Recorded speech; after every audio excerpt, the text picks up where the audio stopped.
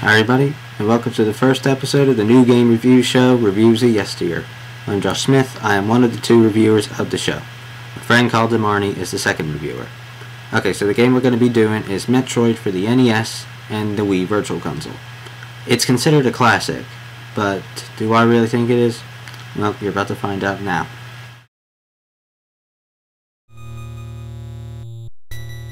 So here it is, Metroid for the NES. Immediately when you start the game, you're taken to the title screen. If you wait a little longer, you'll get a brief description of your objective to travel to the planet Zebes, not Zebeth, with an S, and to destroy the Mother Brain. Now I love the Metroid series. They're possibly my most favorite games of all time. But this one, however, is just not what I hoped for. You play as Samus Aran, an intergalactic bounty hunter who was alone and given no help whatsoever. Now when I say no help whatsoever, I literally mean no help whatsoever. Wanna know why? Well, I'll tell ya. This is everybody's biggest complaint with this game. No map. Just why? Why isn't there a map for this game? It just makes it incredibly frustrating. You'll easily get lost. And don't tell me that it was just because so we get the experience for if we actually were stranded, because we're not in Samus' shoes. Not only that, but many of the areas look very similar, which doesn't really help at all. Couldn't you have at least something like the overworld map in Zelda where it's just a gray box and a square? You still wouldn't know where you were going, but at least you know how far you get. Alright, moving aside from that, Metroid takes the platforming element like in Super Mario Bros. And it crosses it with the discovery element like in Zelda. So when you start the game, there aren't any cutscenes or anything like that. The game just starts. Now if you've lived in the 80s and you had an NES, you'll know that the tradition for every NES game is that you always go to the right. If you do that, you'll see you can't get very far. This is when you start to realize that you're supposed to go to the left. This was incredibly rare back in those days. So now you have the Morph Ball, which still perplexes me as to how it works. You can activate this by pressing down on the D-pad. You can move Samus around by using the D-pad. You can jump by pressing the A button, or the 2 button if you're using the Wiimote, and you can shoot by pressing the B button, or the 1 button. Now as you can see, Samus' beam is pathetic. It doesn't even travel across the whole screen. Also, you can only shoot horizontally or up. You can't shoot down or diagonally, and this makes the game even more frustrating. Luckily, there's a power-up called the Long Beam, which allows Samus' beam to travel across the entire screen. But before you can get to the Long Beam, you have to shoot 5 missiles in order to get through to the red door. You'll have to search high and low for these missiles. Now luckily, you can also use these missiles to do 3 to 5 times the amount of damage to enemies than the normal beam would. There are also energy tanks you can get, which refills and increases your life units by 100. When you die, you're not only just taken back all the way to the entrance of the area, but you also start with 30 health and the number of missiles you had before you died, including when you start the game. Well, except for the missiles. This is one of the worst things about the game. In the later installments, you always start with 99 points of energy, and because you starting at 30 points of energy, you will die a lot. And when you're low on health, you'll get this incredibly irritating beeping noise. It won't stop until you get a certain amount of energy that the game feels comfortable with. There are only 5 areas in this game. Brinstar, Norfair, Kraid's Lair, Ridley's Lair, and the final area, Torian. Each area except for Torian is quite large, and you really need to bring yourself out a map. Of course, people at the time didn't have the internet. There are only 2 ways to get the map at the time. The first one being that you had to get a copy of Nintendo Power, and inside it, it will give you a map of Metroid. The second method is that you draw out the map yourself. Although, this was going to be pretty tricky, because you don't exactly know how long each corridor is. Before you can actually get to Mother Brain, you have to kill 2 bosses, Kraid and Ridley, and they both really don't look as menacing as they do later in the series. Ridley especially looks like a Barney the Dinosaur character.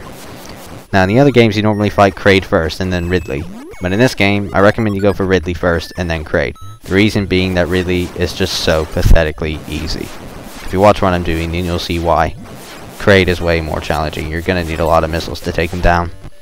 Now I love bosses. Bosses just bring you so much entertainment in a game, and it always leaves you with a feeling that you're one step closer to beating it.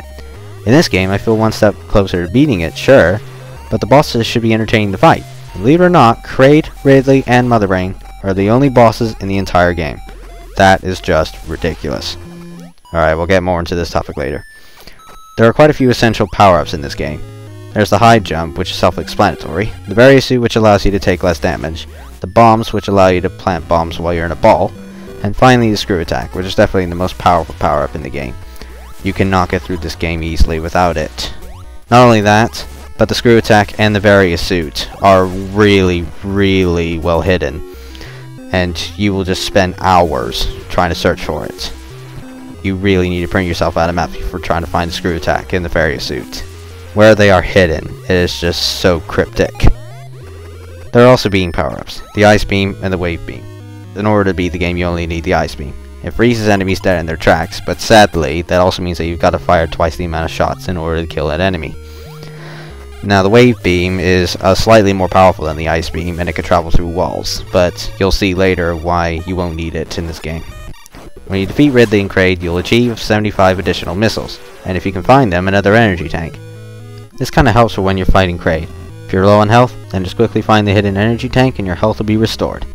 So once you defeat both bosses, and you go to the blue room in Brinstar with the never-ending platforms, go to the very top and head through the door. You'll come across a corridor, and in the next room, you'll see two statues which represent Kraid and Ridley. Shoot both of the statues, and a bridge will appear. In the next room, you'll see an elevator which takes you to Torian, where you can fight the Mother Brain.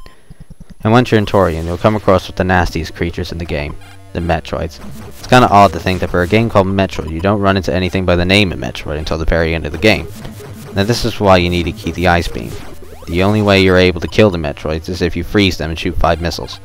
And trust me, you've got to kill them, because if they latch onto you, they will literally suck the life out of you, and you've got to unload hundreds of bombs in order to get them off you. Now these are the most annoying enemies. These onion rings are SpaghettiOs of doom. They appear from all directions and will hurt you a lot. Fortunately, you can freeze them, so they won't be able to respawn for a while. That's another thing I've got to mention about the enemies. They constantly respawn.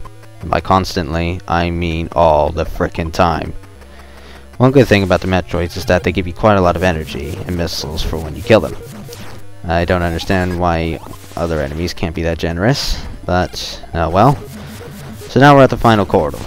Turrets that shoot in 3 directions, and more onion rings will come and kill you while you're busy shooting these, whatever these are. I'm guessing they're fuses.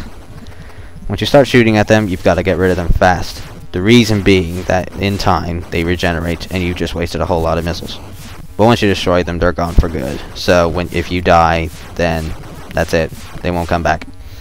And the SpaghettiOs don't help either, so you're gonna have trouble doing this without losing a lot of health.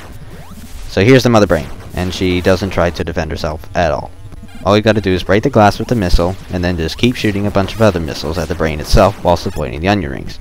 Now going back to my rant about the bosses, I don't necessarily count the Mother Brain as being a boss, because she doesn't really try to defend herself. Only the SpaghettiOs seem to be doing any defending, and the turrets as well. Ridley, like I said, is just stupidly easy, so I don't count him as a boss either. Kraid, in my opinion, is the only true boss. But despite Mother Brain not being able to defend herself, the battle is still quite fun. So finally, when the brain dies, you have to escape the planet in a time limit before it explodes. You only have a minute and a half to do so, which is quite a lot of time if you've actually played this. It would be incredibly frustrating if you died right here though, so just slowly make your jumps and everything will be fine. Once you get to the elevator, congratulations, you've beaten the game, and behold the biggest video game shocker in history. Samus is a woman. Yeah, everybody at the time thought Samus was a guy. Even in the instruction manual they referred to her as a guy. But you would only find out she was a woman if you beat the game in less than 5 hours. Now this game is not really my cup of tea. No matter how much I love the Metroid series, I don't really seem to have a bond with this game. One of the main problems being not having a map, and a ridiculous enemy placement. Enemies can even follow you to another room, and they'll give them a chance to damage you. Some enemies can even hurt you as soon as you enter the room, and I swear these onion rings get you every time before you even exit out the door. The graphics for NES standards are not bad, and the music is pretty good. My favorite tune being Crazer. It just fits with the area so well, and it's such a catchy tune.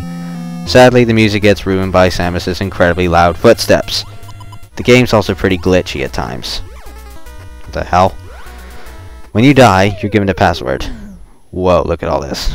The Famicom version had a battery pack which allowed you to save your game like in Zelda. So why can't anybody else have that? There are special passwords, however, which produce some pretty cool effects that the Japanese people couldn't have because they had a battery pack.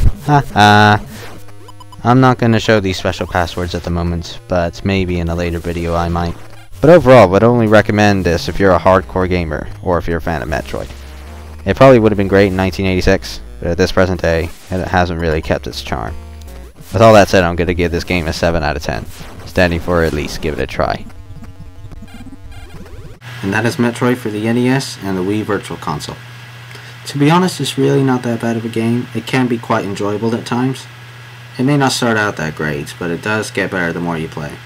It's not exactly intended for everybody either, mainly people who don't like the discovery element.